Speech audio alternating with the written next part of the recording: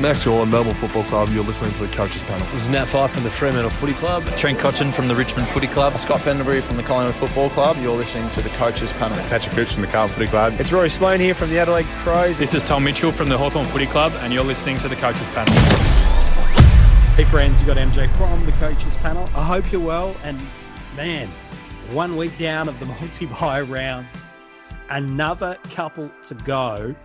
And there are some really big dilemmas that coaches have facing them ahead of team selections, which chances are by the time you're listening to this, they may have already dropped.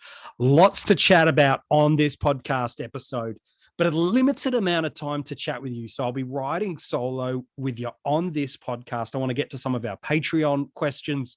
So thank you to our Patreons for asking those. If you want to join our Patreon supporter group, all the links and details for you at coachespanel.tv. And while you're there, you can also check out all the articles that have dropped this week. The break-evens are there for your salary cap formats. Ultimate Footy added 11 new DPPs into the game. You can go and check that out. But all the links, if you do want to become a supporter of the Coaches Panel, are at coachespanel.tv.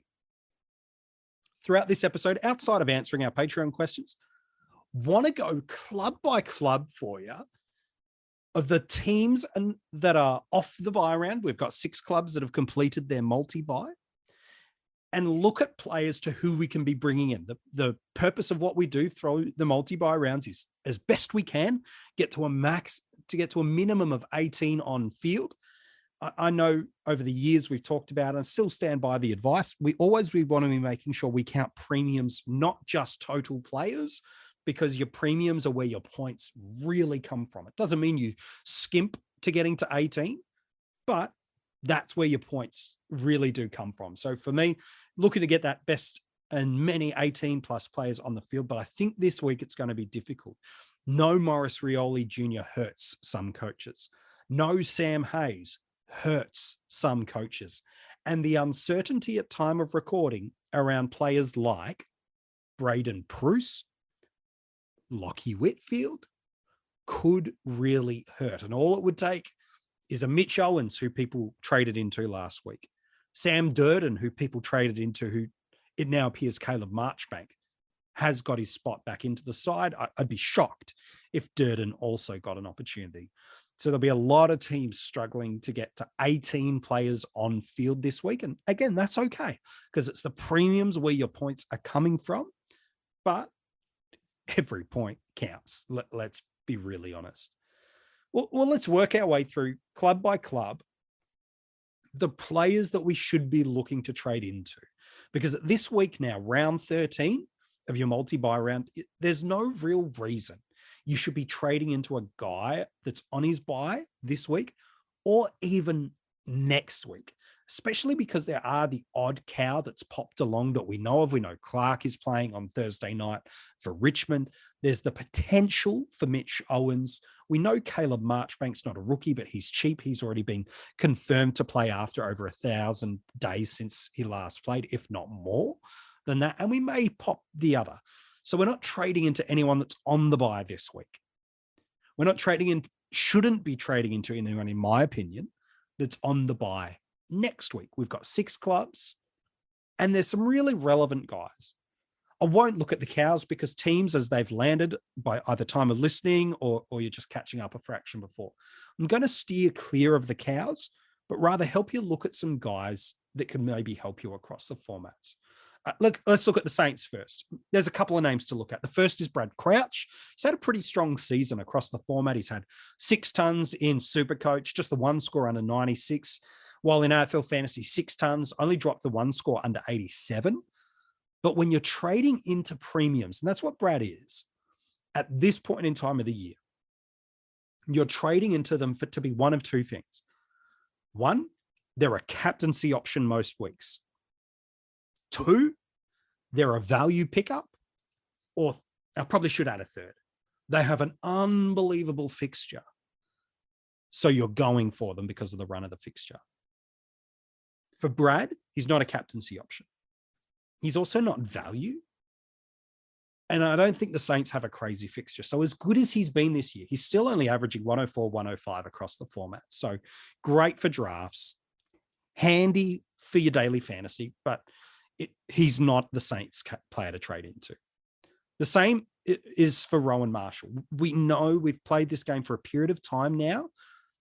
You know that when Ryder plays, his scoring is heavily impacted. This year alone, when Ryder and Marshall share in the team, Marshall is scoring 17.2 points per game less in AFL fantasy and 21.3 points per game less in Supercoach when Ryder plays.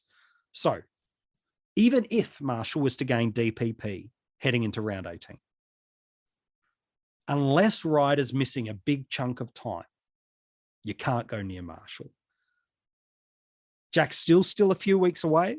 So by the time he's ripe to be picked, you better have had a completed midfield. Now, it might be different if you've got some luxury trades and injury comes, or in AFL fantasy, where you've still got the 2 trades a week and you're trying to move some guys through. Yeah, okay, sure. But Steele's probably not really someone you should be factoring into your teams.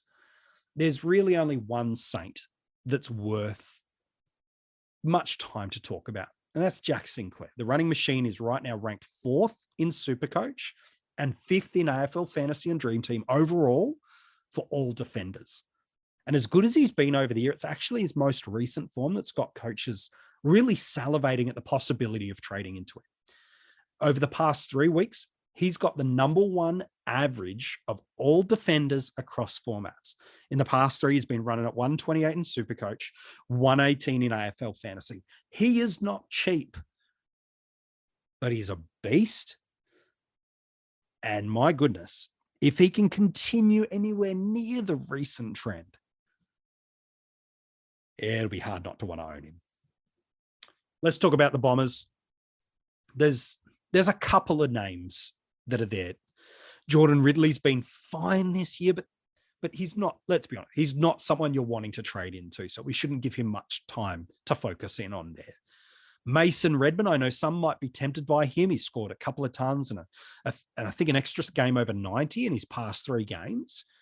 And as good as that recent form has been, that volatility of Essendon is so nerving to me that I couldn't trade into him. So I'll pass. His role's secure, but it's the elements around him that I couldn't get behind. There's 2. And one of them feels odd to bring up, but after the breakout year of 2021, you could build a case that people are actually sleeping on Darcy Parish this year. He's currently on a run of 8 consecutive Supercoach hundreds, with the lowest of them being a 109. So the 10% of coaches that have him in that format are loving what he's done, given he hasn't dropped a score under 97 all year. It's not bad, hey? In AFL Fantasy and Dream Team, he's had a few more basement games, but still hasn't dropped under 80. Of his tons this year, of 8 of them, I believe he's had so far this year, 6 have been over 110, including a 131 and a 146. So it might be tough to pay up, considering, across formats, it's $100,000 or so difference between him and the player we'll talk about next in Zach Merritt. But he's definitely a prospect to consider, because what he has going for him, maybe more than Zach, is the fact that there's no concern that he will be moved out as that midfield. And when you're paying this top dollar, like I said for Crouch, when you're paying for premiums in the midfield, they need to be because they present value, and that's why you're bringing into them. They present captaincy options every week, or they have a screaming fixture that makes you want to chase after them. For Parish, remember those numbers. Nothing under 97 all year in Supercoach. 6 big 110 plus scores of his 8 tons this year. He's an option, but the dilemma coaches have is, for $100K, can I put that money on top of another player and get Zach Merritt instead and get closer towards? I think that's the dilemma coaches have, because why I do like Zach Merritt is he's one of the safest career players of going 110 over the past 5 or 6 years. And the only reason he's value this year is he had that sub 60 score in round 9 against the Swans. Outside of that, his lowest score in AFL Fantasy and Dream Team is 92, and it's 99 in Supercoach.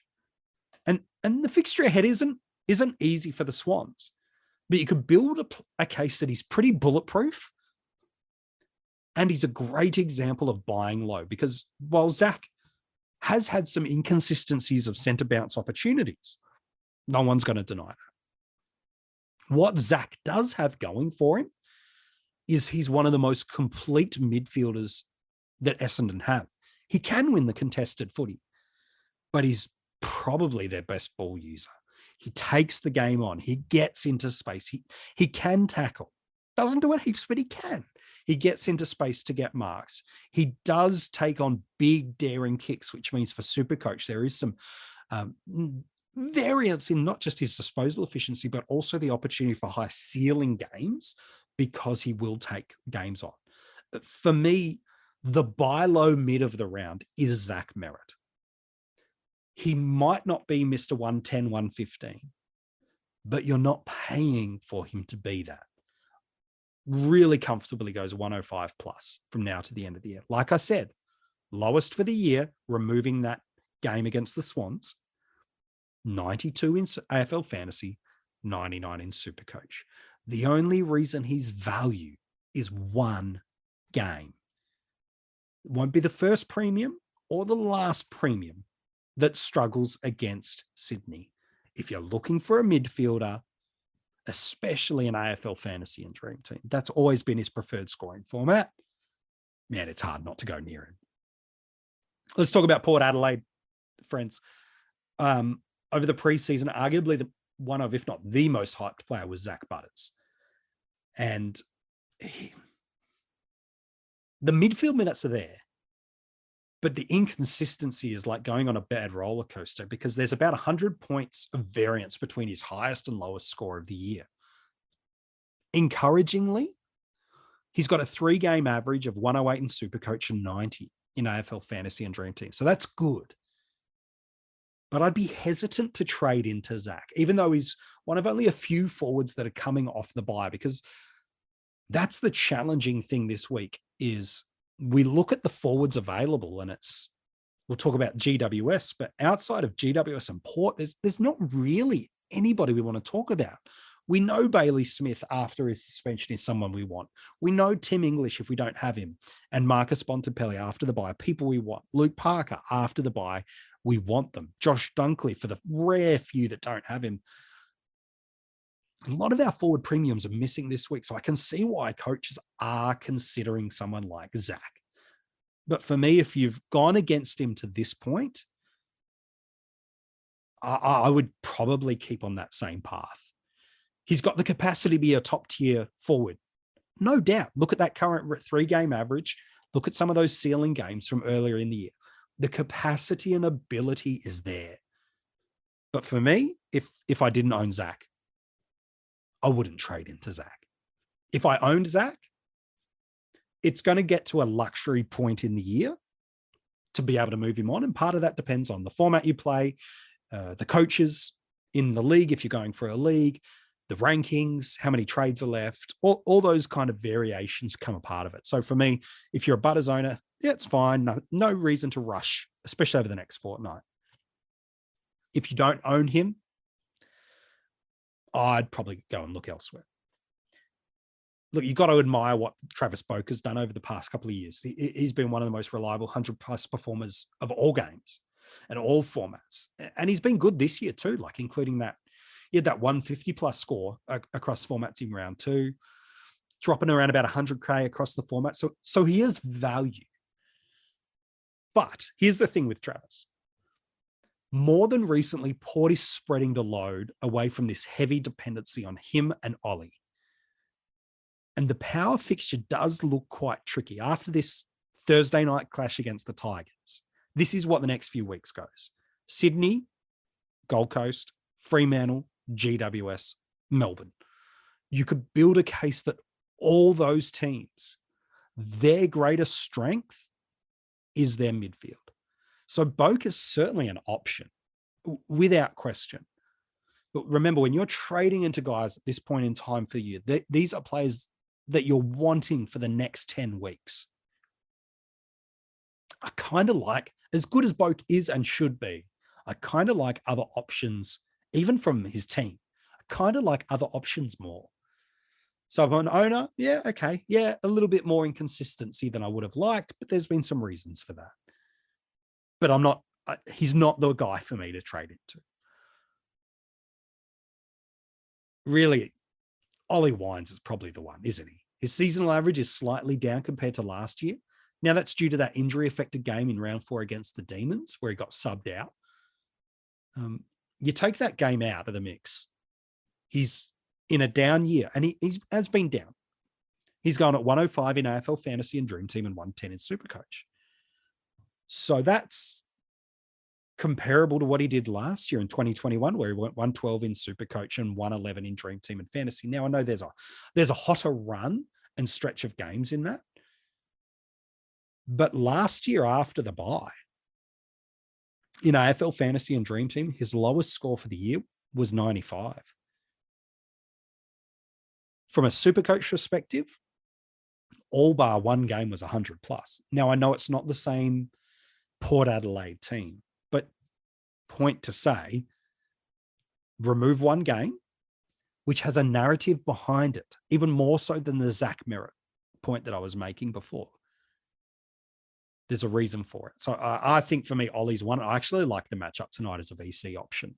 I really, really like him as a VC matchup option. The last power player that probably should talk about is Bryn Teakle. Last week when we got him through the mid-season draft, it is a huge victory, and for two key reasons. Firstly, he's a ruck forward DPP at a basement price. So what this does and why it's so important, and especially with no Sam Hayes this week, is it enables the movement easily, and most notably in Dream Team and Supercoach, where you don't have the utility position, so you can't move players in and around your squads of 30 as easily as you can in AFL Fantasy.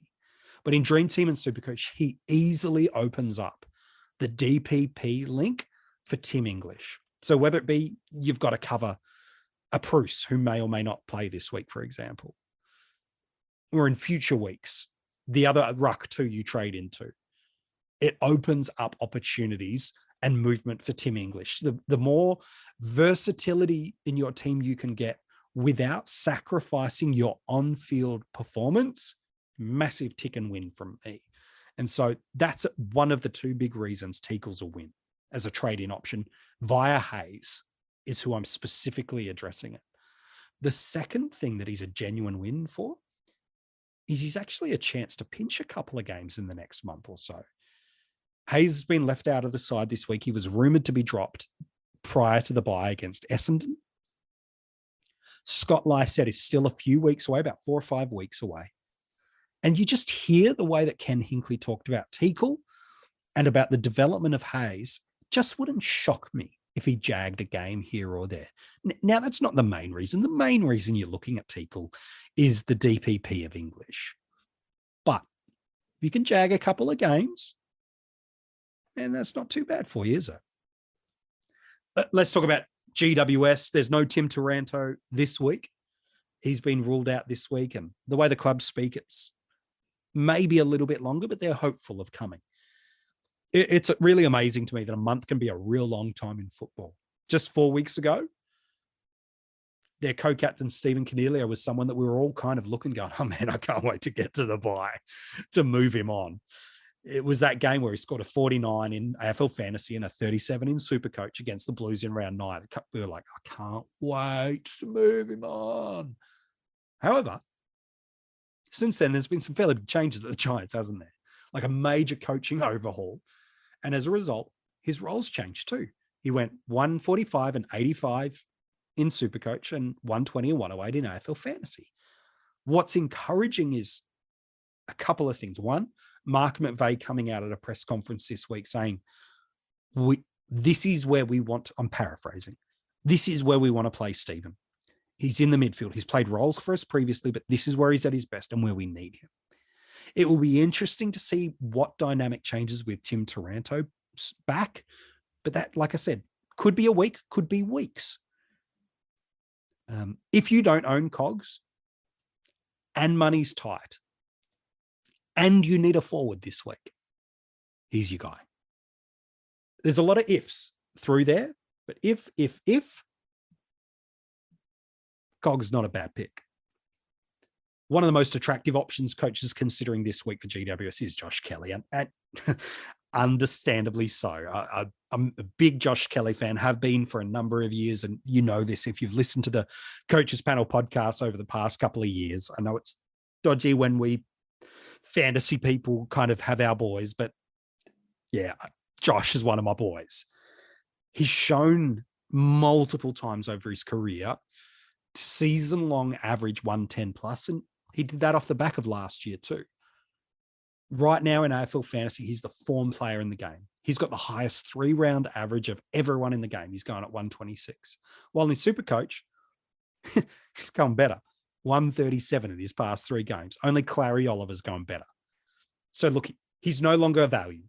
He's not a value buy. But if his current trend holds, gosh, he'll probably be one of the top 2 or 3 midfielders over the final 10 weeks of the year. So maybe trading at a peak, maybe not peak price. You're trading into him and he has to do at least this. 110 plus for the rest of the year. Has to. Maybe even closer to 120s, 115s in AFL fantasy.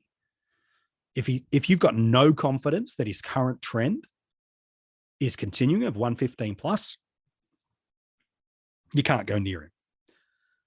That's so much money. But he's really fun to own. If someone said I'm trading in Josh Kelly this week, there's no part of me that's going to try to talk someone out of it. I get it. I see why. But he's no value. So back to that point I made about Brad Crouch right at the top of the episode. When we're trading into premium midfielders at this time of the year, it's because they're captain options most weeks. They've got a really nice fixture, or they're a value premium. He's not value. His fixture's okay. It's because you think Kelly's a VCC most weeks. And I think he is. Look, mark my words, Isaac Cumming in a couple of years' time is going to be one of the premium defenders we always talk about. We're really lucky at the moment that we've got a couple of premium defenders playing midfield. I'm alluding to a guy like a George Hewitt, for example. Cumming's going to be a star. The elite foot skills, really great, strong intercepting marks, high footy IQ, and he's phenomenally fun to own as well. The question is whether or not it happens is it or won't it? The question is, will this next 10 weeks be enough for him to match it with the best? That is the big question. There's one other giant, and again, it might be null and void because by the time you're listening to this, teams are probably out, and so it might be null and void. But the only other giant that I'd really put much time into, I know some like Perryman, but for me, I put him in the Cumming category for me. I think he's going to be great, but I don't know if it's going to be great enough to really make it worthwhile. It'd take a brave coach to reach blind and trade into Lachie Whitfield. He's been played out of position in 2022, and he's been sore for chunks of the year too. So as a result, we've seen more of the lows than the highs of Lachie. But historically, he's got the capabilities to be the top scoring defender in the game over these next 10 weeks. So it's a bit of a risk versus reward decision for coaches. Here's what I will say on Lachie. The encouraging sign we've seen under the McVeigh coaching era is the correction of both Kelly and Cornelio being moved back into the roles that from a fantasy perspective, and arguably in a footballing perspective, they're in their strongest place. And as a result, the premium scoring has followed.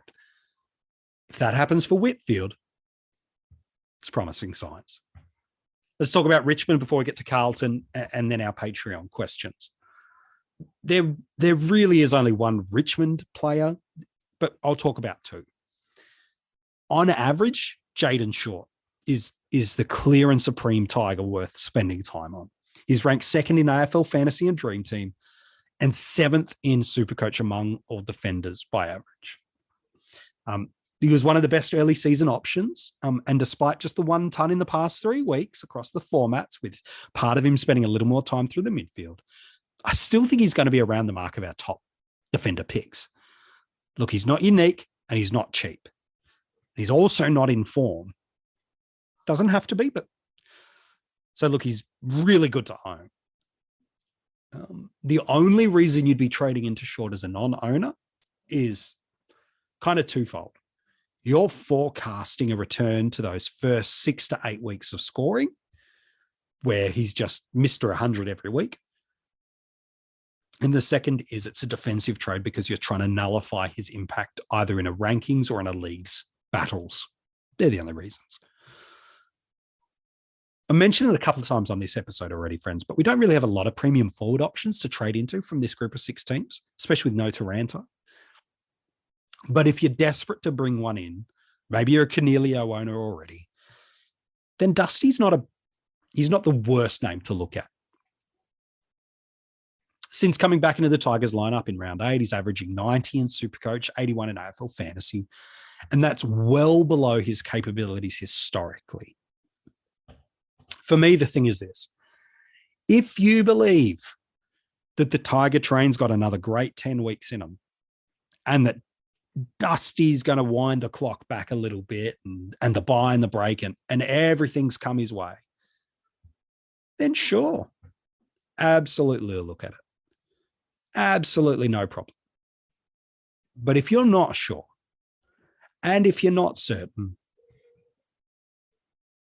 at that price point, yeah, he's good, but nah, I'll probably look elsewhere. Let's talk about Carlton. 4 players before we get to our quick Patreon questions. This year couldn't have started any better for Patrick Cripps. Beyond that, 1 week hammy where he got injured, subbed out of the game early and then missed the game. Look, he was pretty much unstoppable over the first 8 weeks of the year, wasn't he? But in the past 3, he's kind of struggled. Look, there's a few reasons for that. One is he's just been banged up a little bit. 2, a lot more attention has started to really come his way defensively. And then 3, because they've lost some forward line structure with the talls, it's kind of forced Silvani to play a little more tall, less relief rucky. De Conning's had to move and adjust his role. And so we've seen Cripps at stoppages play as the relief ruck. As a result, Cripps has gone at just 79 in AFL Fantasy and 92 in Supercoach over the past 3 weeks. The upside for Cripps is this. The week off should freshen him up. The return of Harry Mackay, it sounds like. Again, at time of recording, you know the answer now better than me if you're listening and teams have dropped. But I think those 2 things combined and finally maybe getting their midfield all together in Kennedy, Hewitt, Walsh, Chera, and Cripps, which we've rarely seen. I don't even know if we actually have seen their fantastic 5 together, should mean that he'll be around, I think he's 100 plus midfielder for the rest of the year. If you own him, fine to hold and own. But I wouldn't trade into Cripps. He's no longer value, even though he's had some poor form and he's scoring back to it. You need to be confident he's going back to 110 plus in AFL Fantasy and nearing 120 from this point on in Supercoach. I'm not that confident. So hold if you own him, fine. Make it a late trade. Maybe go and get Steele in a month's time if you've got the trades and position to do. But for me, that's there. 2 of the best defenders for the year have been Doherty and Hewitt, and there's probably little to no reason to why that will change. Over the year, Doherty is the 5th highest averaging defender.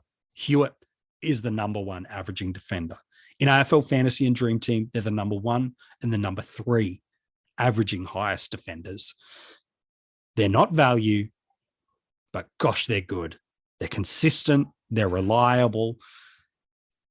Hewitt's got more of a Supercoach ceiling than an AFL Fantasy ceiling. you're paying top dollar for them. You might be overpaying for them, but gee whiz, they're fun to own.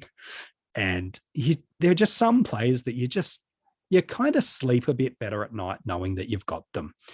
And so for me, I see the attraction of why people are overpaying. Might be a bit too much of a stretch of a statement, but hopefully you hear the point of what I'm trying to say is they're not going to outperform much of what they're priced at now. It's almost near impossible for them to do so,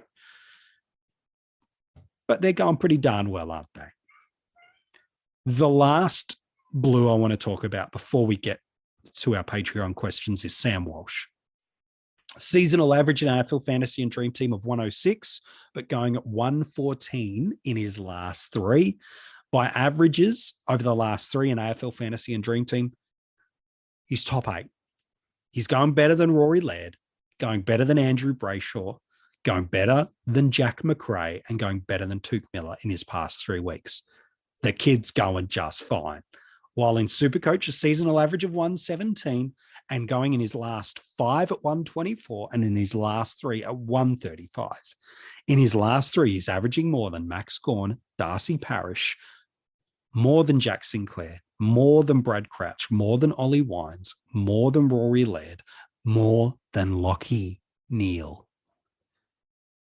He should be pushing the marker as to be one of the best midfielders in the game. And so there's not a heap of value there because he's, in Supercoach, for example, he's like 6,000 off his original starting price. In AFL Dream Team, for example, he's a little bit cheaper. He's dropped about 50K, give or take, while it's about 40K down in AFL Fantasy. So it's probably the cheapest we are going to get him now. I really like Sam Walsh. He's not bargain like a Wines or a Merritt, but he is unique. And maybe his combination of being relatively unique in contrast to what he can score and what he has been scoring so far might just be the thing that tips you over the line. He's in 7% of AFL Dream Team and Supercoach sides and in 9.5% of AFL fantasy teams. At under 10%, you could be getting the best premium in the game. It's not cheap, but gosh, I really like him. All right, let's look to wrap up this podcast with a couple of Patreon questions and see how we go. Brendan Wright wants to know, am I concerned about Sicily's role after the game on the weekend? Could be worth moving in AFL Fantasy or as a luxury move in Dream Team in order to move away from the pack, given his high ownership? Well, certainly not Brendan this week. I think a lot of teams are struggling to field 18, let alone more than 18. So it's certainly not a move out this week. So for me, I'd be looking at him at earliest as a trade out next week. But for me, it all comes down to a couple of things in those formats. What trades do you have left to complete your side? What other moves are you doing? And can you improve your side in totality with some additional moves away from it? Or do you need to move him on? Those are the things to always consider, Brendan. So I wouldn't talk anybody out of it. For a lot more teams, it might be something that they're doing in 2 to 3 weeks' time rather than at their bye. But if it gets you to the more players on field, it improves your team long term. I think it's totally fine to make that move with Sicily. I think he's been one of the better picks of the year across formats. I know you're not talking about the other formats, but he's only had 1 ton in his last 5 games and he hasn't gone over 120. So he hasn't hurt you is what I'm trying to say. If that helps and works for your team, then absolutely no problem with doing it. Sam wants to know, should we cut our losses and trade Taranto? And should we ever trust the GWS report again? Look, for me, I think Taranto is the kind of guy, again, without knowing the teams, the amount of trades you've got, all those variables, it's hard to say that. But yeah, I would look to move him on, get that extra player on field this week, because the club is saying it could still be a couple more weeks to go. So yeah, I would probably make that move. Brendan's jumped back with another question. Lots to talk around Walsh, Parrish, and Kelly as premium targets this week in Supercoach. How would you rank them? Could Kelly be the best trade in due to the instant reward against North? Look, for me, I probably would go Kelly, Walsh, and Parrish. The beautiful thing is, Brendan, you can't really go wrong with either. So for me, the tiebreakers when you can't decide players, once the buy rounds are done, which they are with these guys, are around price, fixture, and then lastly, players you enjoy owning. I don't think there's much between them, but I think Kelly's probably going to have the highest score out of the three. I think Walsh will be better than Parrish, and Parrish will still be very, very good. Remember, hasn't dropped under 97 all year. Sriram, in limited trade format, should we really push to finish teams ASAP or potentially wait a few weeks for some returning Uber premiums? He's talking about Hall, Steele, Grundy, Taranto. Sriram, for me, the aim of the game is finish your team as quick as you can without skimping on the quality of your premiums. Because let's, for example, look at it this week. Would you take Zach Merritt this week over a Steele in 3 weeks' time and have to play an extra cow on the field for 2 of those weeks, like a Greg Clark? So now it's Merritt for 10 versus Steele for 8 and 2 for Clark. For me, as good as Steele's going to be, those cow scores could really hamstring you. So for me, I'd be getting those premiums on field as quick as you could. So yeah, I'd be looking to make those moves. The good news for you, it sounds like Hall might be playing this week. Lockie wants to know if AFL Fantasy, is it too early to trade in a non-scoring 190 player? Thinking of Hayes to Teakle. I've already ticked that sort of trade-off, mate. No, it's not too early. Is the Bruce rumor of another week on the pine concerning enough to trade him out? For Supercoach, he's asked, keeping in mind currently have Gawn, Bruce, Hayes, English. I think in that case, who are you trading to? Bruce, for example, at R2. Outside of Tim English, there's no other ruck I've got confidence in. Witts in Supercoach, sure, confidence in him. But nobody else I've got confidence in. Just a week ago, Darcy gave us an absolute disaster of a score. And then the week before that, an absolute monster. So for me, Bruce has been frustrating at times to own this year, but he's a stepping stone and he's done his job. So for me, if he's not named this week and there's a premium ruck you like, go for it. But for me, there's Gawn, there's a mile gap, there's English, who's in our forward lines. And then it's only Witts in Supercoach I like because of his relative consistency, and he's not playing this week anyway. So for me, the buy rounds are the perfect time with the inconsistencies of Bruce to not be too concerned, because it's about 18 on field, not the 22. So don't get too worked up about if Bruce does or doesn't play this week. The talk out of the club is he's been sick and unwell, and that he still struggled. Even in that game, he played reserves down in Geelong. He still struggled to play. So even if he's not named tonight on a Thursday night, that's okay. Don't worry about it. The good news is they have talked heavily about bringing him back. So Bruce wouldn't be the guy I'd move out. I'd look to Hayes. Free up the cash via Teakle and look to make some aggressive premium upgrades in some other spots.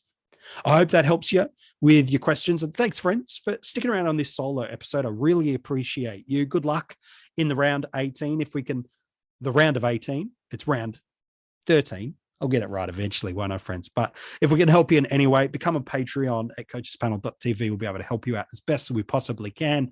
Other than that, we'll hopefully be back next week with a few more members of the Coaches Panel to help you with your fantasy footy side with the final of the multi-buy rounds.